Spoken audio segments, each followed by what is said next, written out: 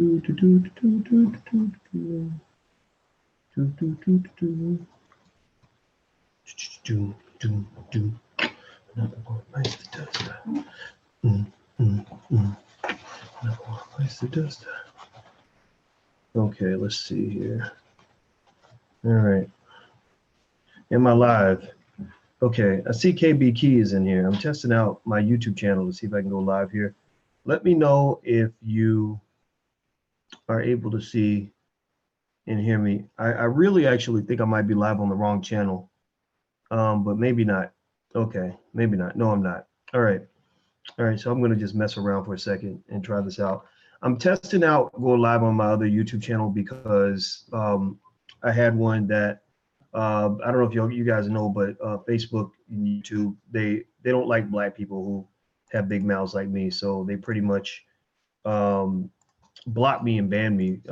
Like YouTube doesn't let me go live because I played a song that was copywritten, and they decided that that was enough to ban me from going live on YouTube for life. And then Facebook banned me this week because I said that I did not think illegal immigration was good for black people. I said I think illegal immigration is bad because a lot of black people lose their jobs because of illegal immigration. And they have us voted against our interests like poor white trash. So Facebook, Facebook is kind of becoming like the Gestapo, like very fascist, like the thought police. They pretty much tell you what you can and can't say. And a lot of it is linked to whether you have a strong liberal opinion or if you're conservative. And it's kind of unfortunate. I think it's kind of sad. I'm not a conservative. I'm not liberal or conservative, but I tell the truth. Let's see here. Let me send out a quick text to everybody, let them know where I'm. Okay, let me see. Let me try this and see if this works. Okay, this is not. Sorry, my phone does weird stuff. Oh, geez, come on. I think my technology is all over the place. You guys got to forgive me. Sorry about that. All right. So anyway, yeah. So that's been kind of the crazy thing I've been fighting against with social media. I kind of think that. Let's see here. Somebody says, does your business school work for people in the UK? Yes, it does. And also, what I'm going to do is send this link to my manager so that she can bring some people in. We actually have a lot of British students. We actually have more, probably, I would say more British students in the Black Business School than American, but we have probably as many. When I went to London to do our last event in London, we actually had more people from London come to our event than we had at the whole All Black National Convention, which the All Black National Convention is a national event. So people come from all over the United States. We did one event in London, and the Londoners outnumbered all of the Americans that came to the All Black National Convention. So what I was really impressed with was that the people in London are just really hungry for Black empowerment. And people in the United States kind of like it, but I don't know if we are as ready for it as we could be. I think that we still have a little bit of slave mentality kind of going on, and I think it kind of slows us up. Okay, here we go. Let's see here. Redfish Radio, what's going on? How you doing? I'm trying to tell my manager like where we are and that we're live because I think I kind of messed up real quick. So give me 1 second. Let me send her a note. Let me tell you guys about what happened recently. Okay, so basically I had this crazy thing happen last year where I had this I don't know if I'd call it a bad healthcare scare. I wouldn't say it's bad, but I would say it was bad enough that I took it seriously. I was getting this more life insurance. Every man, every woman out here who cares about their family should make sure you have life insurance, at least for your kids. You should really have a will. If you're smart, you'll get a will and life insurance and maybe even a trust or an estate plan or something like that. But at least have a will and a life insurance policy so that they can bury your ass without having to go beg the church looking crazy and stupid because because they got somebody who died and ain't thinking about none of their responsibility. That's just being real with you. Like it's humiliating for your kids to have to go beg the church to like, help them to do something that somebody else should have done. But anyway, I was getting some more life insurance. One of the reasons I'm not afraid of death, I should say that the reason I'm not afraid of death is not because I'm just some bold, courageous person. It's because I've accepted the fact that at some point we're all going to die. And so I said, well, there's no point in being afraid of death. What you should be afraid of is dying without, living your dream. You should be afraid of dying without doing something meaningful. Like you should be afraid to die when you have lived somebody else's life, or you have been afraid to go for what is yours or what you would like to have. That's what you should fear. Death you can't fear because death is coming, right? Death is always coming. I mean, there's no way around that, right? So anyway, I don't fear death. What I do fear is dying for nothing, and also dying unprepared. So one of the things that I do is I pay attention to how much life insurance I have, because everything that we're doing, in the Black Business School and all this stuff, I want this legacy to last. Like I really am thinking about not what the school looks like in 2018, but I'm thinking about everything we're doing and what it's going to look like in the year 2218, 200 years from now. If you look at the history of schools like Harvard University, stuff like that, they all started with relatively humble beginnings. And, and it's a matter of kind of saying, how do you make those investments now so that your people are ahead 200 years from now? So part of the reason I seem so strange and I don't give a shit about what other people are doing or what other people say right now is because I'm thinking about the future. The people I'm impacting the most actually aren't even born yet. So at least if I have my plan, plays out. So I went and got this life insurance policy, and so this nurse comes by, and she's a Black lady. It's in Atlanta. We were shooting our movie. Our movie was called Democracy, a Black American Horror Story. Zaza Ali was the co-star in this film. And so we were shooting this movie, and I was getting ready for the shoot, and she had to come by to check my health for this life insurance policy because I wanted more insurance. And so she takes my blood pressure, and I'm just thinking it's like, okay, sure, no problem. And lo and behold, she's like looking at it like, ooh, this is really high.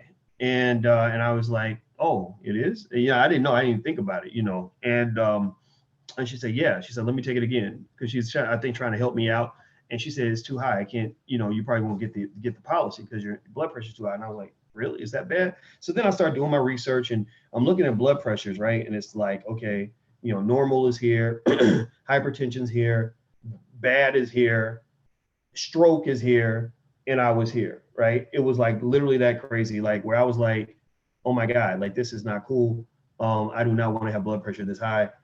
I'm not trying to get stroked out up in this motherfucker. Like, I mean, don't get me wrong, anything can happen to anybody, but I'm not going to contribute to it by not being smart about my health. So I started kind of on this pathway toward, trying to manage the health. Went to the doctor. The doctor put me on some meds to reduce the pressure. Also, I just, kind of hit a point, like a coming to Jesus moment, where it's just like, okay, either you fix this or you'll be dead. Like either you do something now or you're going to die. And basically, I just said, no, I don't want to die. I want to live. So what I did was, at that point, I went I also started changing my lifestyle. I started exercising and losing weight, and also eating better. I went on a fast, and it made me just kind of more conscious and aware. I know a lot of y'all, some of y'all are already fitness and health nuts, so you already know all this shit. I grew up, in the South, where fried chicken and extra sweet Kool-Aid was kind of a regular thing. And so I didn't, this stuff was not really in my sphere of thought. I didn't really think about that shit too often. And so anyway, I basically just kind of started educating myself. And that's when I kind of found out that Black people, that we eat a lot of really bad shit, that we eat a lot of stuff that's just really bad for us. A lot of the things that kill Black people, are not just like, police officers and stuff. It's like we kill ourselves with our forks. You know what I mean? Like we literally will sit down and eat damn near anything, and it's not good for us. And that food is like addictive and all this other stuff. The sugar is addictive. And I was like, oh my God, this is crazy. So long story short, y'all might have seen me. I actually started running. My significant other, she's a big runner. She runs marathons and all that stuff. So she got me to run, and I was like, oh man, I don't want to run. Like I'm fat and it hurts, and But I started running. And I just did a little bit at a time, and a little bit more, a little bit more, a little bit more. And then it was great because I started feeling better. The pounds started coming off, and then I did a fast. And when I did a fast, like I think in a week, I lost more weight in a week than I'd lost in the previous like year. I'm talking about like 10 pounds, 12 pounds, something crazy like that. And I was like, wow, this is nuts. So all I did was stop drinking soda, stop eating white sugar, cut out, I think it's like bread and whatever. What the fuck else was it? It was some other shit. I can't remember. What did we cut out of the fast? It was white sugar, soy, wheat, dairy, corn, and peanuts. Yeah. Well, yeah, but I pay mostly paid attention to the eggs. Okay. Mm-hmm. Yeah, I mostly paid attention to the sugar. I was like, okay, I'm not messing with sugar. And I would do smoothies. Like I like fruit, right? And so I would make fruit smoothies every morning, and then I would make a salad in the afternoon. And that kept me full. I wasn't really hungry. I just wasn't eating the same bullshit, So all the weight came off. So check it out. So here's the story has a happy ending, I think, but even though it's not the end, right? You got to keep it going. But I go to the doctor, and the nurse checks my blood pressure, right? And she comes back and she says it's 118/78. I said, what did you say? And she said 118/78. I said, that can't be right. I said, I think that your thing must be wrong. And she did it again. And she said, yeah, 118/78. I said, that's normal. Like that's a healthy person's blood pressure, And I mean, I was just used to it being high. Like to me, it was like, I would just be happy if it was like, 148 or 158 or not 158, maybe 152/90 or 92 or 95. It was 118/78. And if you look at the blood pressure charts, regular blood pressure is 120/80. So I said, shit, I'm healthy. Oh my God, this is crazy. So the doctor came in, but I was skeptical. I was like, I'm not gonna get too happy because I don't believe this shit. So the doctor came in. Did talk to me about everything and some other stuff. And then I said, can you take my blood pressure again? Because I think that the nurse gave me a number where I want to believe that it's true, but I just don't believe it's true. I don't believe that that's my actual blood pressure.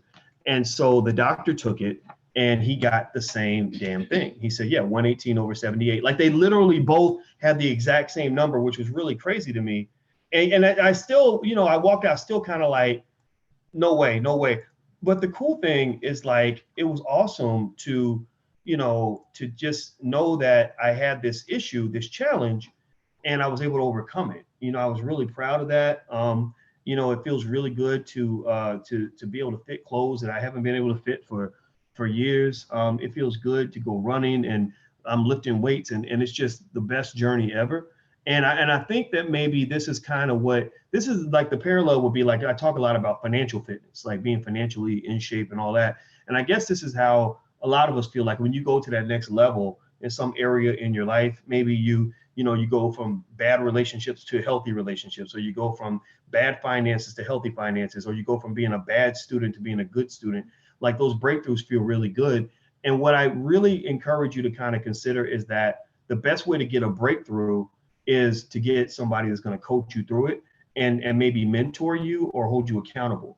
A lot of people, part of the reason that I think a lot of the Black community struggles, a lot of us in our community struggle a little bit, is because we're not real big on accountability. Like collectively, we don't really like if I start preaching about, not even preaching, talking about teaching, talking, whatever it is, about holding yourself accountable, kick your own self in the ass, go to the next level, stop the bullshit. Like that's not a real popular conversation. A better conversation is, it's not your fault. Don't try to get any better. You're not, you ain't shit anyway. So why try? Like there's literally a gospel song that I was listening to. I was analyzing the lyrics. Tell me if y'all have heard this song. It's a really good song. Beyonce sings it. And in the song, Beyonce literally in the song, they're literally saying, I'm not good enough. I'm not worthy. I always fall short. Anybody heard this song? But it's like a gospel song, but he's saying, but he still loves me. Like they're talking about God, like he still loves me, even though I always fall short. The whole world is against me. I can't accomplish nothing. I can't do anything. It literally, listen to the lyrics. It says, let me see here. It says, I've been picked on to be picked on, talked about. I've been beat down till he turned my life around. So it's like, I'm downtrodden. I'm always beat up. You know, nobody understands. So don't tell me what to do. Don't try to push me to do better because you don't understand. You ain't been in my shoes. And a lot of people say that. They'll say, you ain't never been in my shoes. You ain't never gone through what I've gone through. You don't know what I've been through. Right. And that gives them a reason to kind of then turn and say, like, so you can't push me to do better. You can't hold me accountable because it's not my fault. Right. And then if you look at the chorus, let me see. Here's what it says. It says, I ain't no superstar. The spotlight ain't shining on me because I ain't good enough, but he still loves me. So that means it's like a low self-esteem song. It's like a low self-esteem, low effort, low energy song where it's like, you ain't shit, I ain't shit, none of us ain't shit. There's literally a point in the song where they literally say, wait, throw your hands up if you ain't worthy. You know, and I was kind of like, I don't really like that idea that, you know, that I'm just not worthy of shit. You know, like we ain't none of us worthy, ain't none of us shit, ain't none of us accomplish nothing. I'm kind of like, no, I actually kind of want to believe I'm worthy. I want to kind of believe my life is worth something, that I actually have the right and the ability to be better than what I was yesterday, right? Like that to me is progress. That's growth. That's what you aim for, you know, as a human being. This idea that you're just not worthy, you ain't shit, you're worthless, you're garbage, like fuck you, you might as well not even try. I think that's the mindset that a lot of us get from, you know, from maybe even church or life or just being black in America. Like, listen, let me tell you more about, let me go through the song more. It says, I used to wake up some days and wish I'd stayed asleep because I went to bed on top of the world and today the world's on top of me. Everybody's got opinions. They ain't been in my position. That it breaks my heart when I hear what they have to say about me. So it's like it's all their fault. They're all talking about me. My life sucks. The world's on top of me. Everybody's beating me up. Everybody's kicking my ass. You know, and there's nothing. There's no fight. There's no fight sort of put into black culture where it's like, you know, what you're going through, you fight back. You know, if you're overweight, you can fight back. If you are broke, you can fight back. If you're oppressed, you can fight back. If you ain't getting what you want out of life, you can fight back. If your relationships ain't working, you can fight back. You know, but you know, a lot of times what's really told to us is we're fed the Kool-Aid, like just blame other people, just believe that it ain't got nothing to do with you. The reason you can't get a decent job, the reason you can't get ahead, the reason you have no money, the reason you're struggling, the reason you're, you know, your health is really bad at the age of 35 is because you're black and there's nothing you can do about it, right? So I'm just looking at this song and it says, I'm not perfect. Here's another part that was really interesting. I'm not perfect. Yes, I do wrong. I'm trying my best, but it ain't good enough. So when you say that your best ain't good enough, that's kind of you admitting in advance that you're going to fail. So if you admit in advance that you're going to fail, then why would you even try to succeed? Like if I say in advance, like if you say, Boyce, I want you to go try to see if you can go lose 10 pounds. And I say, I'm trying my best, but it ain't good enough. Then basically it's like, why would I even do anything? Why would I try to do something when I know in advance I'm going to fail? Because then at that point, I know that that's wasted energy. There are actually theories in management where they study like how to motivate your employees. And they said one of the factors that determines whether or not your employees will be motivated is if they actually believe that what you're telling them to do is actually possible. So when you start something and you feel like it's not possible, then you're not going to try at all. Right. So anyway, so you just keep going. So it says, if you ain't worthy, raise your hands. And I always fall short. And that's here's another part too that's real interesting. This kind of justifies, you know, interesting behavior, you know, in our community. The song's called, I think it's called I'm Not Worthy. Let me see here. The title, it's called He Still Loves Me. And the other thing that was that I was thinking about was another thing here is like, this is where you get the hypocritical behavior in the church. That's where this comes from. When people say in advance, I'm not worthy and I do my best and I always fall short, that kind of allows the preacher to, like, you know, go and, you know, have sex with every woman in the church or, you know, molest somebody or whatever. But then when he gets caught, he comes out and says, yeah, I know I do wrong. I do my best, but I always fall short because I'm not worthy, and none of us are worthy. None of us are worthy of the glory of God. So then that leads people to forgive him, because then they say, well, you know, who are you to judge when you're not worthy either, right? When you've sinned, I've sinned. Yeah, you know, I sinned because I slept with half the church, and you sinned because the other day I heard you use a cuss word, Miss Jenkins. So, so you can't judge me, I can't judge you. So why are we judging each other, right? So I think that, a lot of that kind of thinking, it kind of creates a really downtrodden mentality within the community. Now, Angela says this song has to do with the salvation in Christ, not really a mindset of everyday life issues. I don't know. I think they translate. I think they connect. I think when you repeat, if you study the subconscious mind says whatever you repeat to yourself becomes your reality. So if you're always saying over and over and over again, I'm not good enough, I'm not good enough, I'm not good enough, I'm not good enough, I'm not good enough, your brain doesn't turn it off just because you're not in church. Your brain goes into every situation saying in advance, I'm not good enough, right? So I think that the language should be, I am good enough. Instead of saying I'm not worthy, the language should be, I am worthy. Instead of saying that, I always fall short, I say, no, I always come out a winner. I always come out on top. I always win. I never lose. I never come up short. If I got to be 8 feet tall and I'm only 6 feet tall, then I will stretch my legs another 2 feet and make this motherfucker work. So I'm just encouraging you to believe you are worthy. You are capable. You can do it. You have to have the mindset. You have to just say, sometimes you got to lie to yourself a little bit. Sometimes you got to be your own cheerleader. Sometimes I run into situations where I'm like, man, damn, I can't do this. And I'll be like, well, telling myself I can't do it ain't gonna really help me right now. So I'll be like, I can do it. I can do it. I can do it. And that's leaning on the power of God also, because God knows your potential and you don't. God knows he doesn't just know what you can do right now. He knows what you'll be able to do if you keep pushing and you keep trying and you keep growing and you keep evolving. So sometimes we fool ourselves into thinking we're smarter than God by believing that we know what our potential is. And even worse, we believe we know what other people's potential is. So you'll tell a child, you're not good enough, you're not capable, or why are you trying to do that? You ain't gonna make it. And it's all a lie. It's all a lie, because none of us knows what somebody can do when their best improves. See, there's two types of doing your best. There's doing your best based on where you are now, and then there is the best that you'll get once you improve your best, right? So you might do your best now and your best may not be good enough, but because you did your best this time and you learn from your mistakes and coming up short, you come back stronger and better every time. Right? Like lifting weights. When I go to the gym, my best might mean I can only lift 150 pounds. But if I keep working out, then my best will become good enough eventually. Eventually, my best becomes 170 pounds. Then it becomes 190 pounds. Then it becomes 210 pounds.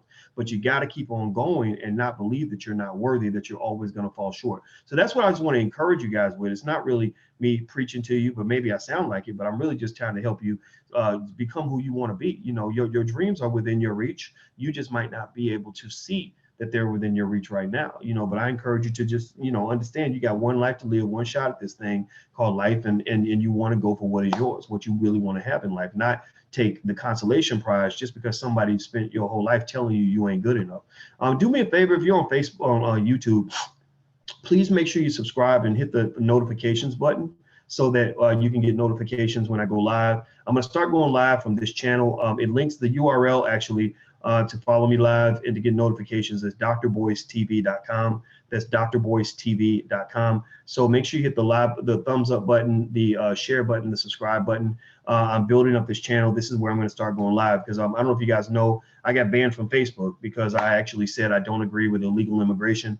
I'm cool with legal immigration. I think legal immigration is great. I have no problem with that. The reason I have an issue with illegal immigration and the reason Facebook banned me, they called it hate speech. They literally, I said that a lot of the Democratic Party will never mention that many Black people lose their jobs to illegal immigrants. And they have us looking like poor white trash by voting against our interests. That's what I said in my post. And basically, I don't know which part of it pissed off Facebook, but they define it as hate speech. And that bothers me because there are lots of people saying that Facebook and YouTube and stuff like that, that they have this liberal bias where if you say something that the liberals agree with, then that's okay. Like if you say all Republicans are scumbags or whatever it is, that's okay. But if you say something that's not consistent with the liberal agenda, then they don't like that. Now, I'm not a liberal or a conservative. I'm not a Democrat or a Republican. I think that they all screw Black people over. Yeah, they did ban me for that, Jazz McGee. But at the same time, I'm a big believer in freedom of speech. I'm a big believer. I really have a big issue with the aggressiveness that I've seen from the liberal establishment, where they become like the Gestapo, where they pretty much kind of just shut down anybody who disagrees with them. They pretty much don't even let you talk. And I think that's crazy. I think that if you have, if you have a debate about an issue, if somebody disagrees with you, you can learn from that person. You don't have to necessarily hate them or fight them just because they don't agree with you. You learn from that person, or you just sit down and agree to disagree, but you talk it out. You don't just say, well, I don't like what I think you're going to believe or what I think you're going to say, so I'm just going to shut you down and censor you. They're behaving a lot like digital Hitlers. That's what they're kind of becoming. And so with Facebook, I'm not really worried about the Facebook ban. It is what it is. But I stand by my opinion. I believe that Black people do not benefit from illegal immigration. And in fact, I find it fascinating that we have a country that is somehow convinced that illegal immigration is okay. But when people from other countries violate federal law by crossing into the border illegally, but when Black people violate federal law by slinging crack on the corner, they want to give you 150 years in prison. When an immigrant family gets separated, it's supposed to be the fucking end of the world. Like, oh my God, this immigrant family, poor babies, this is so sad. That family gets separated, it becomes national news. Well, this shows you how they feel about you, because tens of thousands of Black families were separated the entire time. They didn't say a goddamn word. So you should be pissed off about that. Like, that should really anger you, that when an immigrant family is divided and separated from each other, it's considered to be like a tragedy. But when a Black family is divided and separated from each other, it's considered business as usual. Nobody even talks about it. Like, they won't even bring it up. Like, if you send over a press release to a national news media outlet and you say, my God, okay, you're concerned about separated families. Well, I can give you a list of 10,000 Black families that are separated now. I can give you a list of all kinds of Black children who are traumatized beyond belief because they've been separated from their parents. This is an outrage. You should be talking about this on CBS, NBC, CNN, MSNBC. They won't give a fuck. They won't give a fuck. They have nothing to say about that. And I'm sorry, y'all got to forgive me. This is the type of shit that makes me mad. This is the stuff that makes me cuss, because it's crazy to me. It's absolutely crazy to me. So you're sitting there telling me that I'm supposed to feel bad because little Paco came from El Salvador and he ain't seen his mama for 2 weeks, but little Pookie in the hood ain't seen his daddy for 18 years over like non-violent crack possession. Like, are you just like trying to call me a nigger to my face? Is that what you're saying? Are you trying to communicate to me that Black people to you are less meaningful than dogs? If they separated puppies from their children, that would be more newsworthy to white people than the separation of Black people from their families. That's the part that is insane to me. That's the part that, I'm sorry, that pisses me off. It should piss you off, but maybe it doesn't. I don't know. I can't help you if it doesn't, but that's crazy to me. So, I don't think Black people benefit from illegal immigration.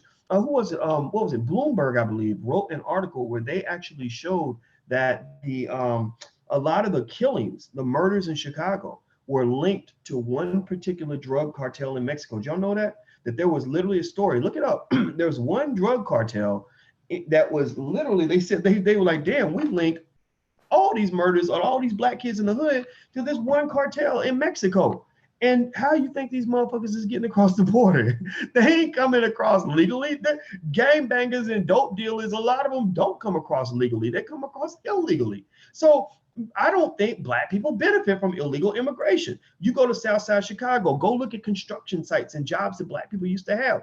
Those jobs don't go to Black people anymore. Now, this is not anti-immigrant. This is not anti-immigrant at all. This is anti-illegal immigrant. If we can't break the law with impunity, then why should anybody else? If Black people go to prison for 100 years for violating federal law, why are we the only ones who got to go to prison when we break federal law? Everybody else get a pass. When the white girl breaks federal law, it's okay. It was Me Too. Somebody grabbed the ass, so she had to shoot the motherfucker because he grabbed the ass or whatever it is, right? White girl break the law, they find when white man break the law, he got money. He connected to other white men who like, oh, well, he's a young man. He's a good young man. He's got a good future in front of him.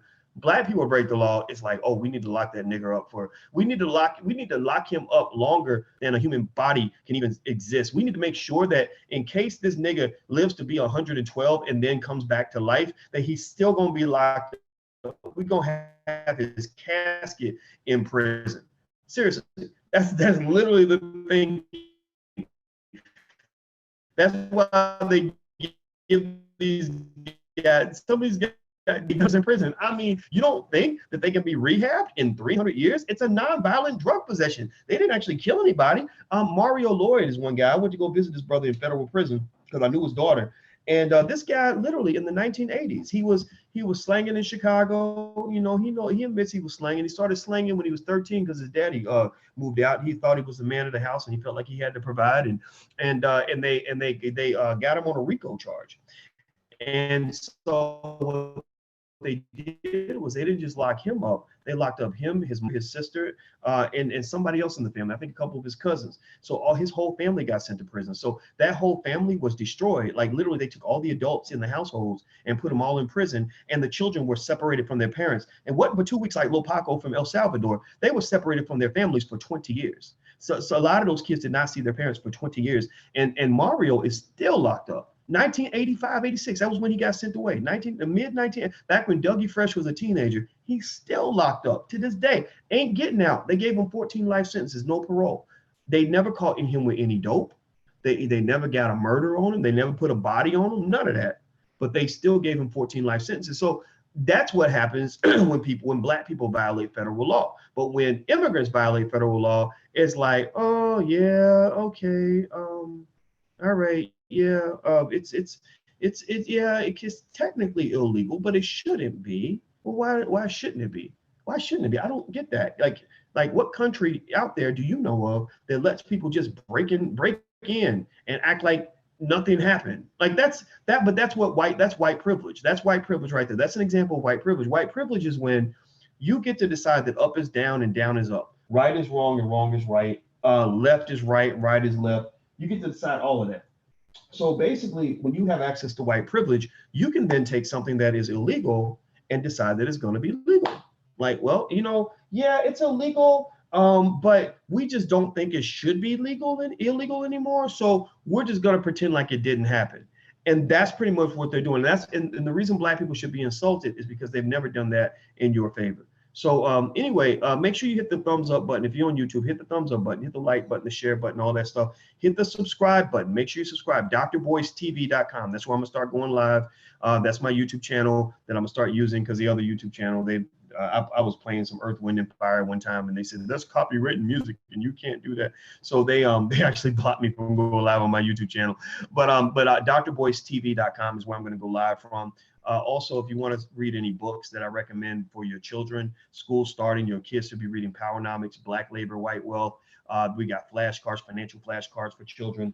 Let me see if I can show you a box. Like, so here's some of the flashcards. We have flashcards for children that want to be wealthy. We have flashcards for children that want to own businesses. And so the business flashcards are really cool. A lot of people love them. You can actually check them out at drboycebooks.com. If you go to drboycebooks.com and search for flashcards, you can find them. But anyway, I invented these for black kids.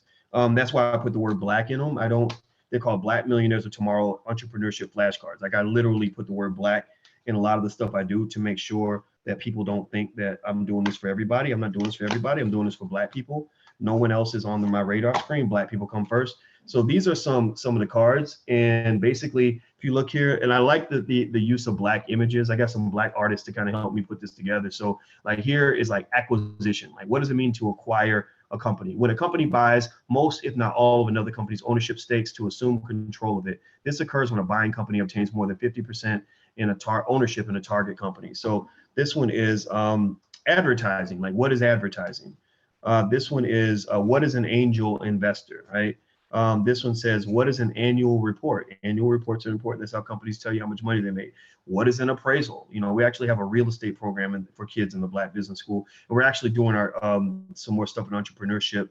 We're really having fun with this. Like this is really helping a lot of people, and we're really proud of that. Articles of incorporation. The thing is, like a lot of people, I used to feel like it was a big deal when people, let's see here, KB says the feed is breaking up. I'm having trouble hearing you at times. If you're on YouTube and you can hear me okay, let me know if you can hear me okay. Because I don't know, I don't go live on YouTube very often. So for the YouTube population, tell me if you can hear me okay, and then I'll know if you can hear me. Have I ever made a video with Dr. Omar Johnson? Is that Omar or Umar? If it's Umar, the answer is no. Some of y'all know that story. I'm not even gonna speak that brother's name because I want it to be all peace and all love and all respect. So I'm not even gonna go in that direction. But if it's Omar Johnson, then send his information. Maybe Omar will come in and maybe I can have him on my YouTube channel or something. Okay, Sylvester says I can hear you good. Life Beyond the Ring says I can hear you. Okay, cool. So yeah, so anyway, these flashcards, if you want to go directly to the flashcards, you can actually go to financialflashcards.com. That's financialflashcards.com. So there's articles of incorporation, appraisal, annual report, balance sheet, bankruptcy, bootstrapping, what is a business plan, what is cost of goods sold, what is collateral, what is common stock. So it's really good. Like, so this year, what I'm doing with the kids in the house is they're not my biological kids, but I love them just as if they're gonna be my stepchildren one day. We're gonna basically have them working with these flashcards on a daily basis. One is 7 and the other one is 11. And we're going to have them working with the flashcards and also have them watching the videos in our Black Millionaires of Tomorrow program. So if you want to check that one out, you can actually go to blackmillionairesoftomorrow.com. That's blackmillionairesoftomorrow.com. We're really proud of what we've done with those programs. We really think the kids are are benefiting tremendously. And if you haven't, tried out the Black Business School, try it out. People used to say like, oh, this is as good as college, and I learned more here than I learned in college.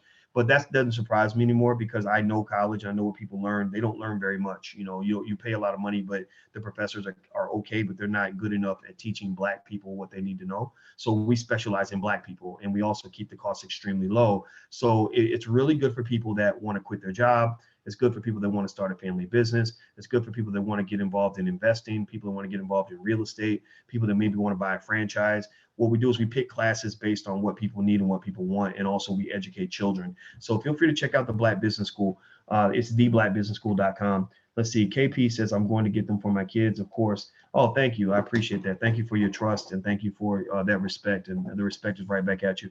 All right. So so make sure you hit the like button, share button, thumbs up button, all that stuff. I'm going to bounce out in a sec. One more thing. All Black National Convention is coming up at the end of September. So if you want to know more about that, you can visit allblacknationalconvention.com, allblacknationalconvention.com.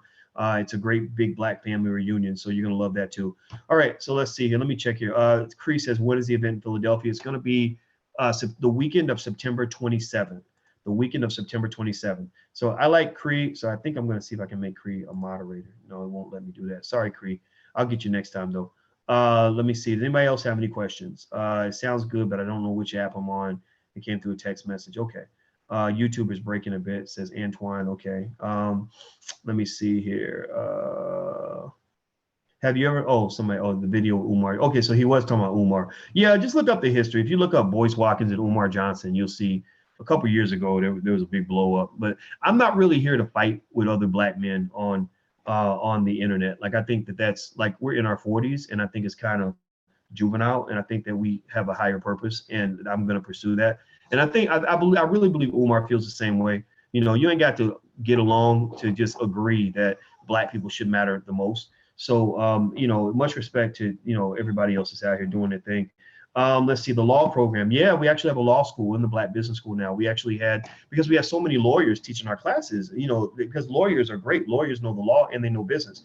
Black people should know the law. Your children should really know the law, because the law is the number one thing used to oppress Black people. Like, what tool or weapon is there used more than the law to oppress the Black community, right? So what we did was we said a couple things. One, we said, okay, let's take the lawyers that we have, and I want you guys to teach a law school for anybody that wants to know the law but doesn't want to necessarily be a lawyer. But if they want to know like what to do during a police stop, if they want to know, how to get your business incorporated, if they want to know, how to deal with predatory lending, how to sue somebody, like whatever it is, how to deal with stuff with real estate, you can show them that. So we actually have several lawyers that do Q&As every week.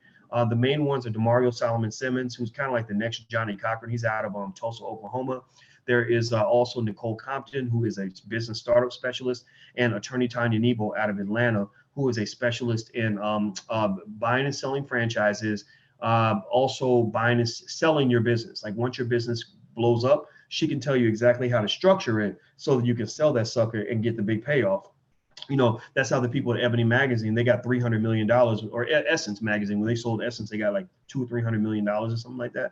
Well, your business has to be structured a certain way for you to be ready to sell it. So she can show you that. And when you have these lawyers available, that means whatever your question is, you can get your question answered. So the class sizes are small.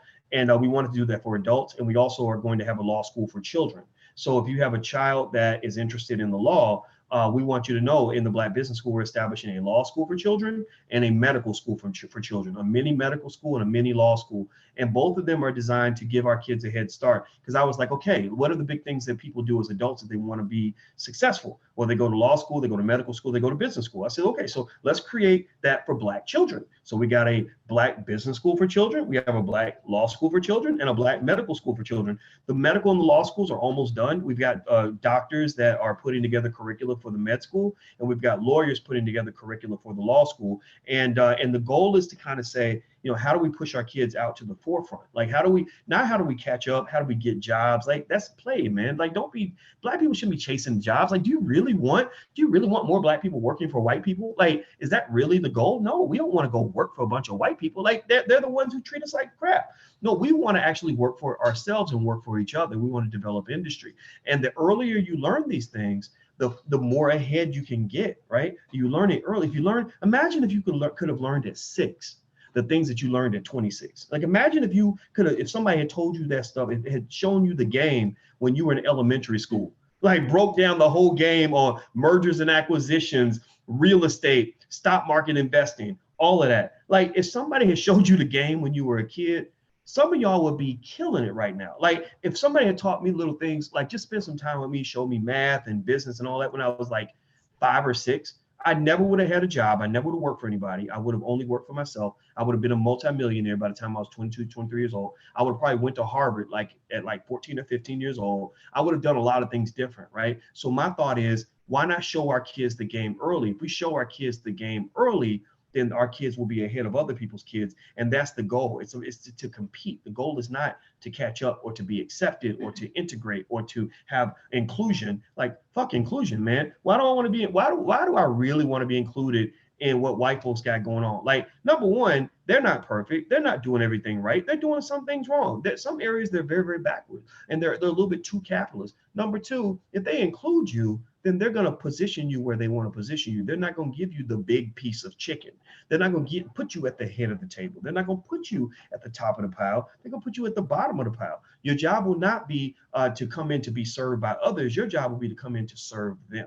So I want you to serve yourself, and I want your children to kind of know this as well. And that's really what the whole ideology is behind all of this. Like, I really believe that if we carefully execute in this generation a 50 to 100 year plan to make sure our children and grandchildren are ahead of the curve at an early age, then I guarantee you that there will be a pocket of Black people, almost like how the Jewish community got different sects of Jews. I think for Black folks, you're going to have a little bit of a split. You know, you're going to have those people that still kind of are chasing this integration dream, which really ain't going to work too well for them. They're going to have people that are chasing the cooning that's coming through the media and all that, you know, but then you're going to have the Black people that are really chasing something that's bigger and better and brighter and stronger. And I believe that the children that those children, their children's children, will be ahead of everyone else in the world. Like, they're literally going to be written about and talked about all throughout the world for how far ahead that they are. Let me see here. I'm looking to see if there are other questions. What about science and engineering, says T-Mac. We're looking into that. We've got people that we've been speaking with.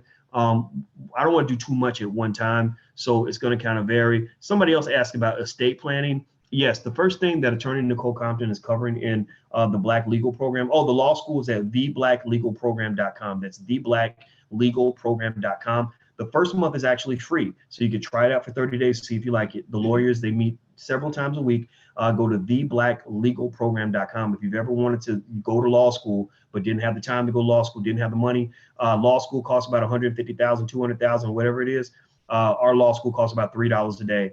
And you get access to lawyers that literally cost, like, their fees are between $250 and $450 an hour, right? But because you're in the program, you get to come into class several times a week and ask them questions, like small group settings. Like, the people that show up to class, you know, like, let's say 100 people sign up, only like 20 or 25 people actually come to class on a regular basis. So you're sitting there with like 20 or 25 people, and you're asking questions, and the lawyer's seeing your questions. They're answering your questions just like I'm doing right now.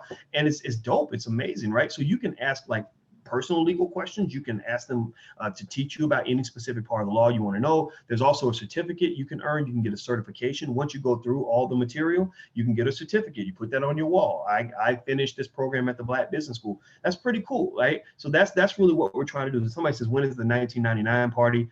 So by the way, the URL again, somebody's asked, it's theblacklegalprogram.com, theblacklegalprogram.com.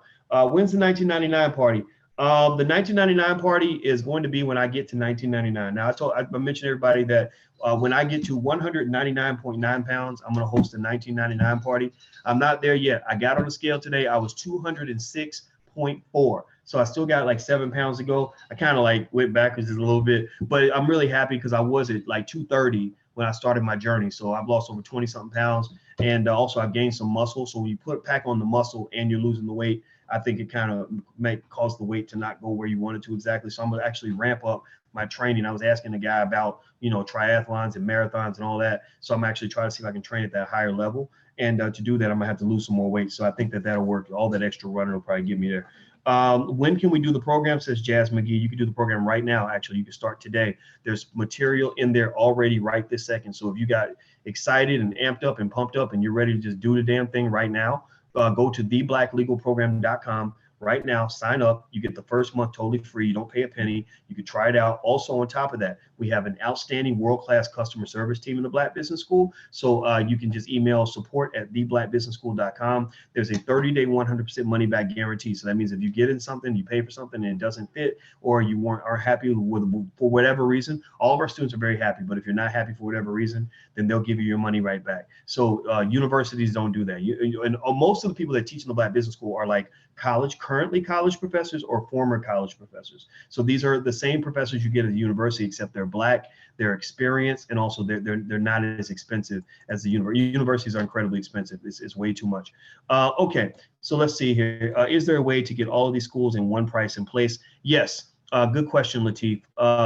The way to get everything all at once, actually at a pretty good discount, is if you go to allblackeducation.com. Allblackeducation.com gives you access to a ton of stuff.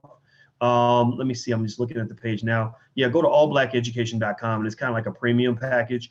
And there's a list of all the classes you get access to. I don't think you get access to every single thing, but you get access to a ton, and it's also good for the whole family. So we have whole families that sign up for the allblackeducation.com package, which allows them to get access to quite a bit of stuff for a really good price, for a huge discount. So we do have that going on. So I'm going to get out of here, guys. I'm about to get back to work. Do me a favor before you bounce out, wherever you are, social media, Instagram, Facebook, anywhere, please hit the like button, the share button, and the subscribe button, and hit the thumbs up button. Hit the thumbs up button. Share this. Tell people that I'm going live at drboycetv.com. And that way you'll get notifications. If there's a notifications button, please hit the little bell or whatever it is to get notified whenever I go live. And as you can see, whenever we get it cracking, it's always going to be real. It's always going to be powerful. And it's always going to be beneficial and educational. And that woman that keeps moving back and forth, that's the future Mrs. Watkins, in case you're wondering who that beautiful Black woman is. And don't be looking too hard, because that's my woman right there. Anyway, I'm out of here, guys. Have a good day. Don't forget, allblacknationalconvention.com, end of September 27th, allblacknationalconvention.com. Take care, guys. It was real. I'll talk to you soon.